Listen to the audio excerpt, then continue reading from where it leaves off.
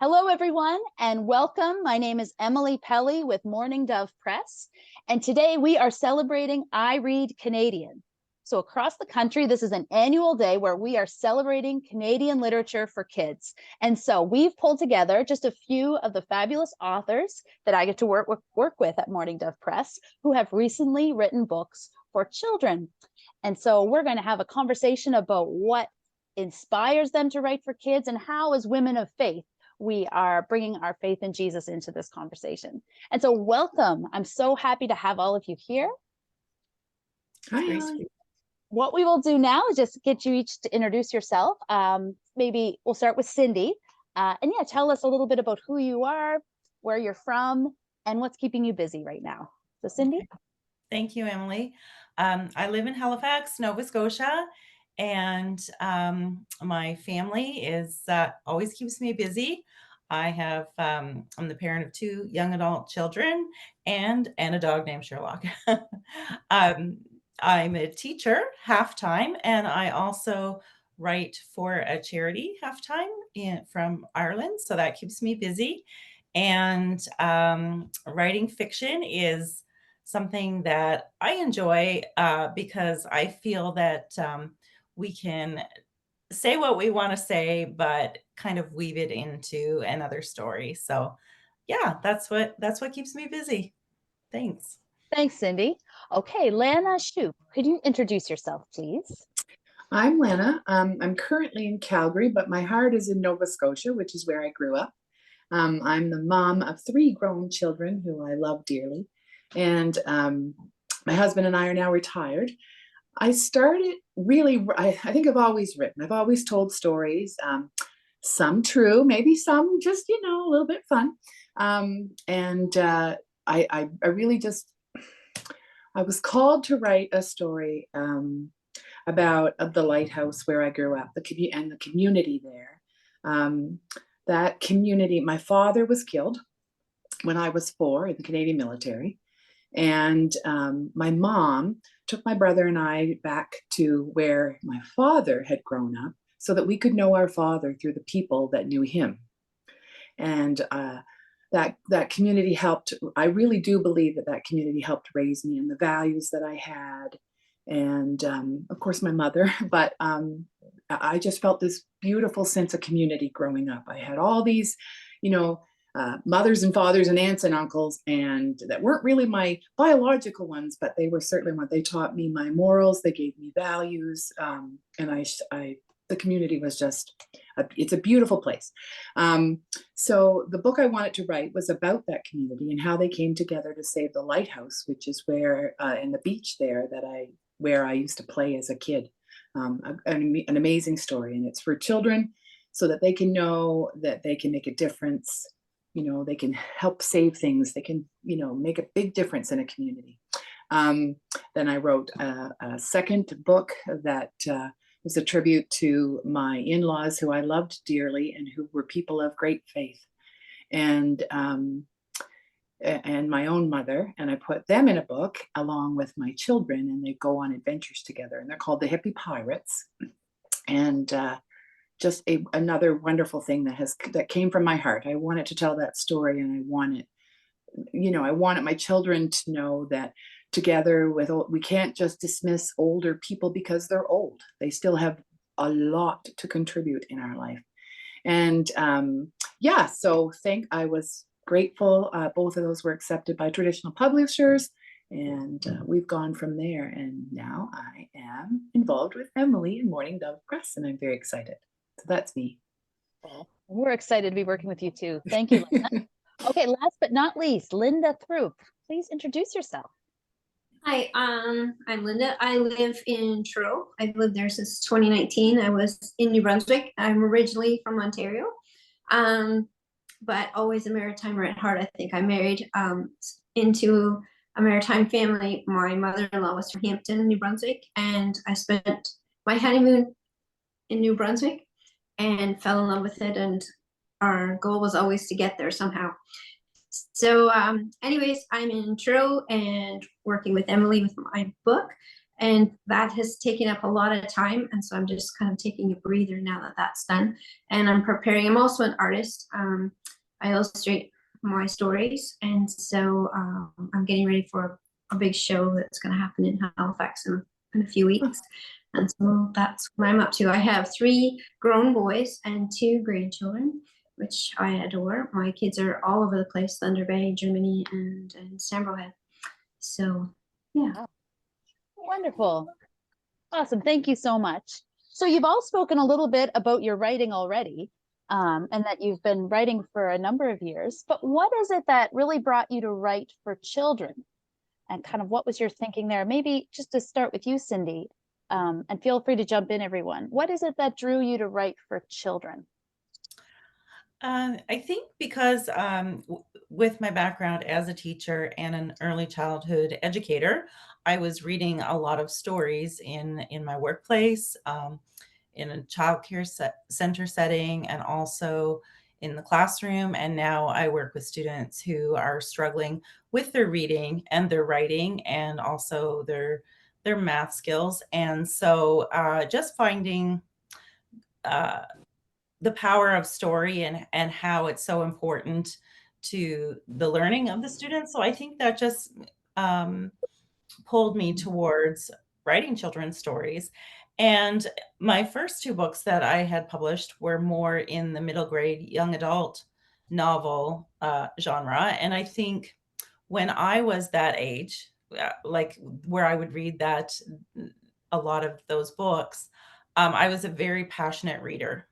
So it would be nothing for me to read a book a day and, pre-internet and all that. But so when I started to find my own voice as a writer, I was an adult. I was a young mom, but I think I just naturally gravitated towards the kind of stories I read during a really prolific reading time of mine. And then also stories that would have meaning to the students that I work with. So I think that's probably where that came from. Yeah. Yeah.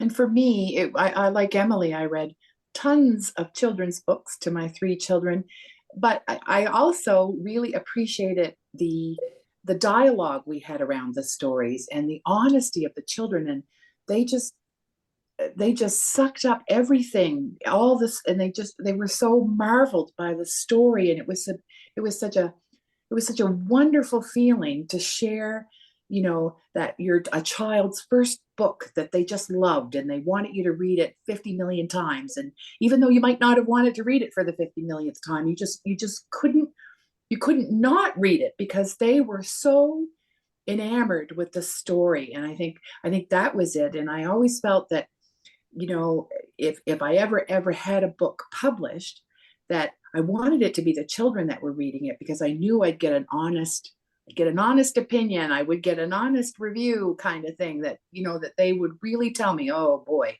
that stinks, or, and I just love sharing stories with children. I also love adult book clubs and engage in those, but it's that joy of reading that kids just get.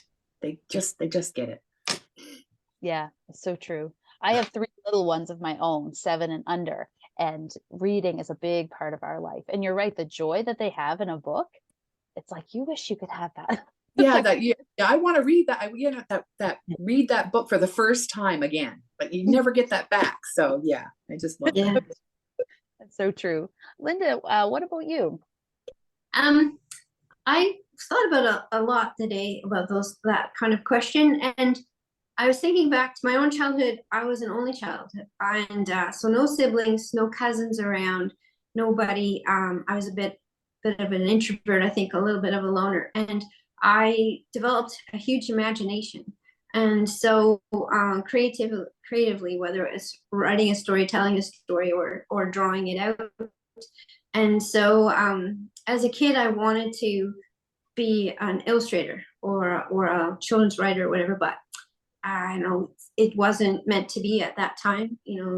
Parents like to guide their kids into something more fruitful, maybe. Lucrative, yeah. And so that kind of got put on the back burner, but it was always in the back of my mind, always drawing me to it. So I got to go back to school when I was 40. And I wanted to be an illustrator, but I couldn't find a program, but I found a design and art program. And part of the projects was to illustrate and whatever design around a story. Well, I didn't want to use someone else's story. It was too much fun. So I started writing stories for kids because I feel like I'm just a big kid who never really grew up. And so I started, and I wrote one, and then I wrote another, and I kind of got into it. Then I started writing plays for kids and puppet, kind of plays and skits and things like that. And so all that stuff that I kind of dreamed about as a kid sort of started happening. Not Yay. for profit, not for money or anything like that, but just for fun.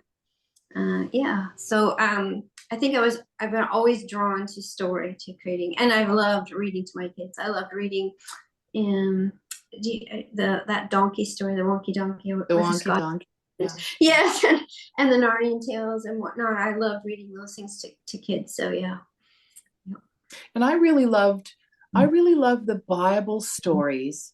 I have this children's illustrated Bible story that I got in 1971 for Christmas, which is going to tell you a little bit about how old I am. But and it was funny, when I met my husband, he had the exact same book, and that was one of the things that I knew. He had an Anna Green Gables, he had a copy of Anna Green Gables, and he had a children's illustrated Bible story book on his bookcase at his apartment when I met him. And I said, okay, there's this.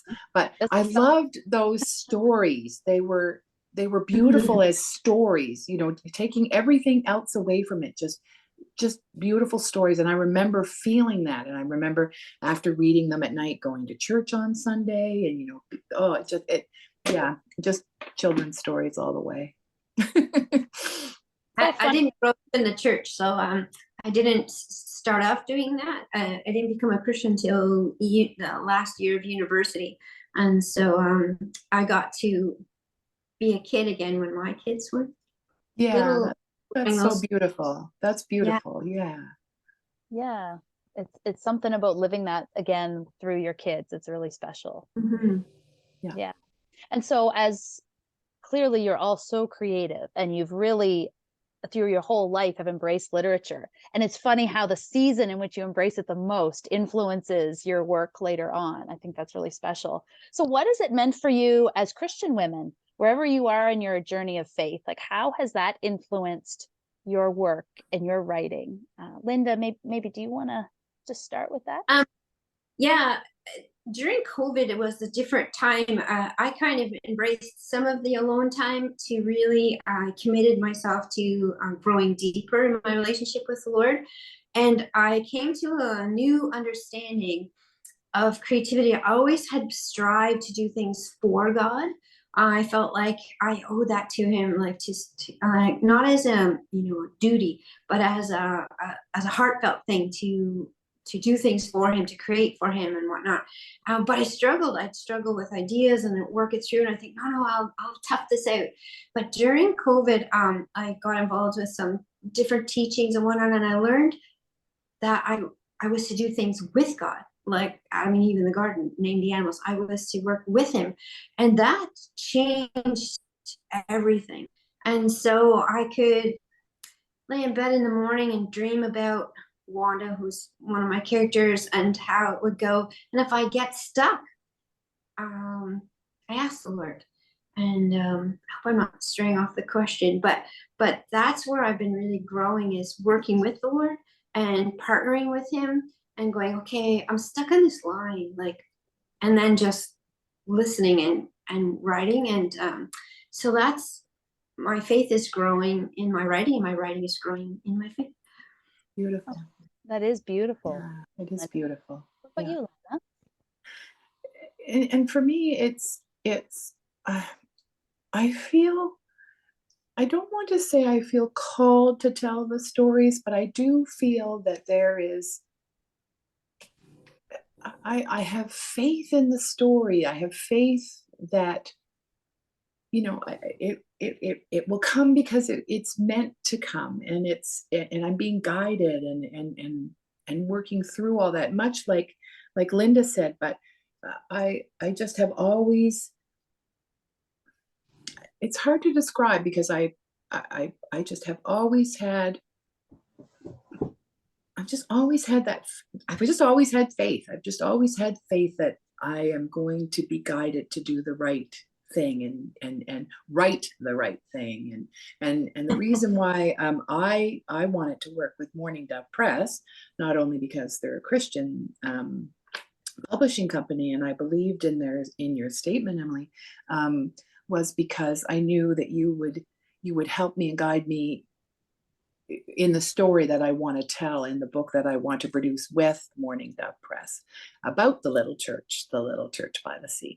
And yeah, it definitely, has been a journey and has been part of my journey. And I've loved to write about my journey. I journal. Journaling is a big part of my life and always has been. And yeah, this is when I become not able to put my words, not able to put my thoughts into words.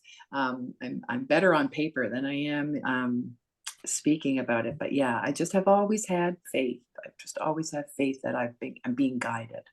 Yeah. No, that's awesome. That's Yeah. awesome. Cindy, what about you?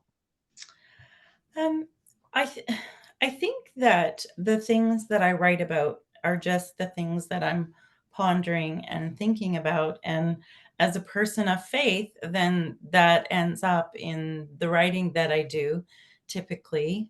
But I will say that during those times when I was an avid reader, I never saw myself as a writer.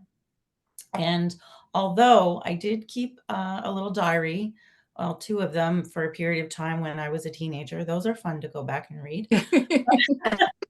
But I did one time come across that I had a desire to be a writer, and I don't remember writing that at all. But at the time, school was you wrote your rough draft and you wrote your good copy, and that just meant your printing or your writing was neater.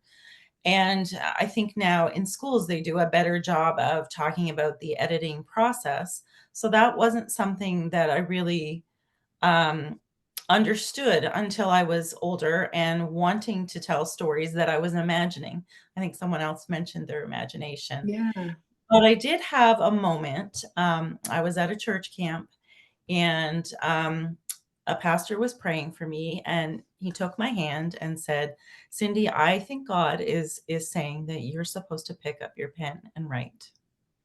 And it just, when someone says something sometimes and it just goes super deep, that went super deep. And so I I just started, okay, well, if that's what God's calling me to do, then I need to learn how to do it. And I need to learn how to, and so that started a process for me of taking courses, and they weren't to do with writing work that was reflective of a Christian faith. I just started with a course about writing for children, and then I took a in-person course of writing for children, and it just kind of developed out of there. But then the things that I think and ponder about were the things that ended up in my writing. And I think that's just a process. And I don't think necessarily of my writing as Christian writing. I think I'm just a Christian, and these are the things I'm Right. interested in Yeah. writing. Yeah. Right. So, Exactly. one of my books is published by a publisher that is not their mandate, right? But the book is still reflective of the values that I have and the ways my character thinks. So Yeah. that's how I see that. Yeah. Yeah. Yeah. That's great. Can I just ask everyone a question? Do you have children who want to write? Do you have children who, they see you write, or they have seen you write, or now they're keeping journals, or because my children are showing no interest in that, and now as adults they don't show any interest in. I don't think keep a journal. I don't know. Yeah. Uh, I would say over for me, my son actually just recently showed me a piece of writing that he did. This idea, so that was really nice. And then Yeah. he wrote, and he's 25, And when he was in junior high school, he had to do a piece of writing, and he actually wrote quite a long story. I think it was about 3,000 words. And he wrote as a sequel to my first novel that was published. And it Oh, went on and it won a prize from Woozles, which is a children's bookstore yeah, in Halifax. And he won a prize for his writing. that's And awesome. then, yeah, so little bits. And my daughter, she has her own story that she would like to tell. She's adopted, and she would love to Oh, share her experience someday in a way that she's wanting to share it. And so she's worked on that. yay. But right now, she's in the throes of university, so Yeah, next no priority. extra time. Yeah, Yeah, yeah. I yeah. have one son. I have one son who would be a very talented writer, but it's not. He's journaling to work through some things, but he doesn't. Not. Pleasure. Yeah, yeah. Yeah. Maybe Yeah. one day. Maybe one day. Yeah. My 7-year-old daughter is my sidekick. So she has followed me along with this whole process with my business. And if any of you are watching or on the video, if you've been to any of our events, she is there. And she's like, Mommy, these stories, they might help somebody. So we've got to make sure that other kids can read them too. Oh, So like she has a real heart. Oh, she's heard me talk, obviously, but she yeah. has a heart, this idea of storytelling. And it's something like, as Christians, it is a really obvious thing how powerful stories are. Like Jesus Mhm. used them when he was on earth teaching people. He Yeah. used stories that the people there would understand, but there was such Yes. an important message or a lesson in it. Yeah. I think of your book, Cindy, Simon Stayed, about a little boy really struggling with some mental health stuff, really struggling with life and the cares of life weighing him down. But the way it's presented, it doesn't come right out and say that. But it actually walks through this little boy navigating this really difficult season, and when he prays to God for help, and yeah, and sorry, And that's what I loved about Simon Stayed, was that it allowed the child to come to the conclusion about. I loved that. I absolutely loved that, Cindy. It was so beautifully told, but it was exactly that a child could just envision. I mean, as an adult, I saw that there was room for interpretation and what was going on in the story, but I knew it would resonate with children, because they're children are way more savvy about these things than we are as adults. We tend to, they'll ask the questions that we want to ask, but we often don't ask. So yeah, I love that. That was a beautiful book. yeah, absolutely. And then again with Lynda, with little Wanda, the little sheep Wanda, it's just walking through this little sheep's journey of like, why am I special? Like, what is so good about me? And don't we all ask those questions? And we all come to like terms with what our purpose is on this earth. And again, just reinforcing some really good messages. And I think in today's world, we're in need of these good messages. Get out there, get into our kids' hands. Um, yeah, absolutely. And then Lana's book as well, about the little church by the sea, just the power of faith, just what you were talking about, and coming together. We're not on this journey alone. And that's also in Simon's Day, that reminds me of that as well. We can rely on each other. In fact, we're supposed to rely on each other. We need to reach out. We need to reach out. Yeah, exactly. Yeah, brothers and sisters in Christ, like we can actually come together and be stronger. And the Bible does talk about that.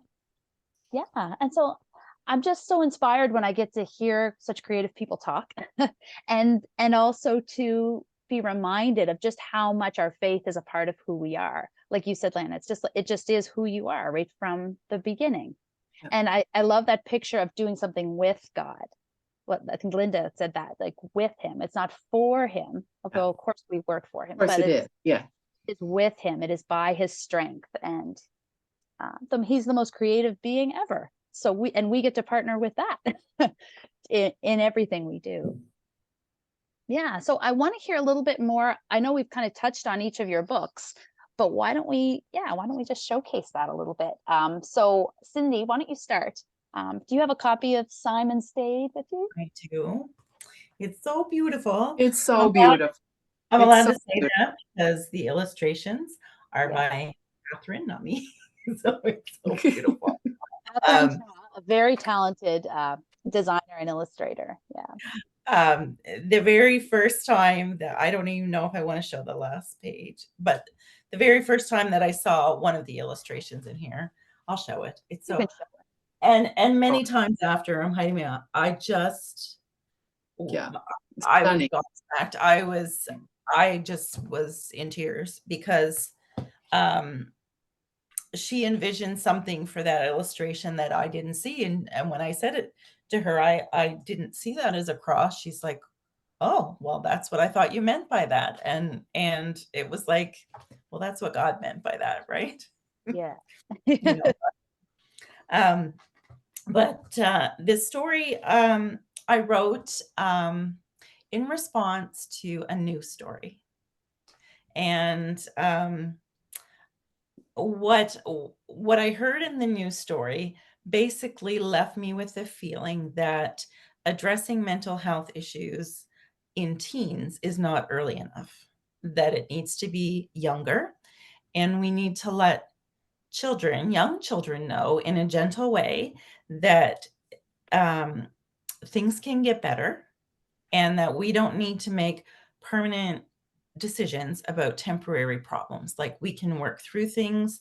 It might look as dark as dark can be, but God can make a way. And that was really what prompted the story. And I just felt really, really passionate about it. Before Emily started Morning Dove Press, I had had a number of attempts myself just to, I couldn't quite find a home for the story in a traditional publishing world in Canada, like I had maybe for my other stories. And so I thought, well, maybe I will do it myself. And I'm not an artist like Lynda is. So I tried with fabric, I tried with making little vignettes, with taking photos, and that's probably as close to what I got. And I just tried a number of different ways, perhaps connecting with artists and, but we would start, but their lives were busy. And so, it was just, yeah, it just didn't seem to go anywhere. And then when I found out about Emily, I thought, well, maybe this is a home for this book. So I just love it. I love it. I love the pictures. I love that this story is there. I love that it can be shared. I was just told yesterday that it's gone out to British Columbia, and Hey. that there's a family member who lives in an Indigenous community, and the mom, or the foster mom, has been reading it to all of the children in her family. And I'm just really excited at the different places where God will take this story and just to encourage children. And yeah, that's, Beautiful. it's because it has a faith-based, I don't use it in my teaching, but I did do a book signing in a local bookstore. And one of the students that was from my school came along and, explained to the parents what the book was about, and they bought it. So, even that way, people get to hear the message of hope that is in the story. So I was pretty excited about that. Yay. Awesome. Thank you, Cindy. Okay, Lynda, would you like to go next? I get to hold your book. Yeah. So I was practicing quiet time in the morning, just God and I talking about what I would create next. And anything I write, it often has a theme of belonging to it. And I came up with this story about Wanda. It was just sort of a vague idea in my mind. And then I was babysitting my granddaughter, and she wanted me to tell her a story. So I just sort of wove it together while we were laying there. And I thought, well, there's something to this. So I started writing down the ideas. And it went through a lot of different iterations. It went from one side to the other, trying to figure out where she was going. And I joined a little writing group, which I thought was very helpful, because they asked me to clarify who she is, what she wants, and where she's going. And then I started praying about that and working through it. And then it started to come to me. And one is kind of my story of traveling around, trying to figure out, okay, what's this all about, and what makes me different as an artist. And then I started dreaming of doing the illustrations in the felting. And so it took a couple of years to actually get it going. And then once I wrote the story and finished lots of editing and whatnot, I ran into a small group of writers, and one of the ladies was a book coach, and she was just starting out. And so she said, well, I'll give you a hand. I don't know anything about kids' books, but we'll work it out together. And so she really helped me figure out, just by questioning and saying, hey, so what's this all about? And finally I had to sit down and say, okay, one is a character who wants to figure out what's in life besides just the ordinary. There has to be more, which is, you know, your search of faith. There is no overt Christianity in it. There's a shepherd, and so he's the Jesus figure. But if you weren't a Christian, if you weren't raised in a church or whatever, you might not see that. But it's all laced in there. And so she's on a journey to figure things out. And just as I was in writing the book. So what's so special about a sheep? She gets upset. Can't just be walking and talking walking and eating all day. Mm-hmm. And so and then I just laid it out to the Lord. I said, well, I kept trying to sort of walk away from it, and the Lord kept saying, work on the book. And I thought, well, I'm not really a writer. I'm more of an artist. So I just kept working away at it.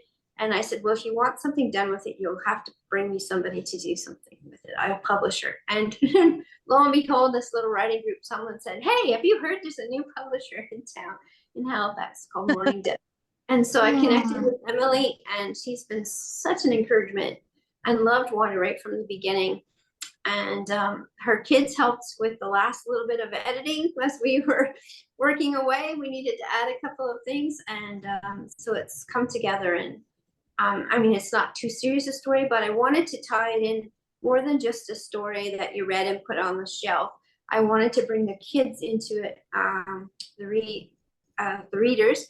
And so at the end, there's a part where she figures out what makes her special. And I invite the kids to find something on the last page. There's oodles of words. You know, you're joyful, you're creative, you're brave, you're whatever. And so it invites those kids in to pick something for themselves that they feel, or have their parents choose a word for them so that it's, you know, can be spoken over and encouraged as well. So yeah, that's Wanda. It's a sweet book, and yeah, very excited about it. Now, Lana's project is a bit different with us because it's still in progress. Tell us about it, Lana. I'm going to try to share my screen while you speak. Okay. So the title of the book is The Little Church Beside the Sea. And this is Little Church. This is the church that I attended in Nova Scotia growing up.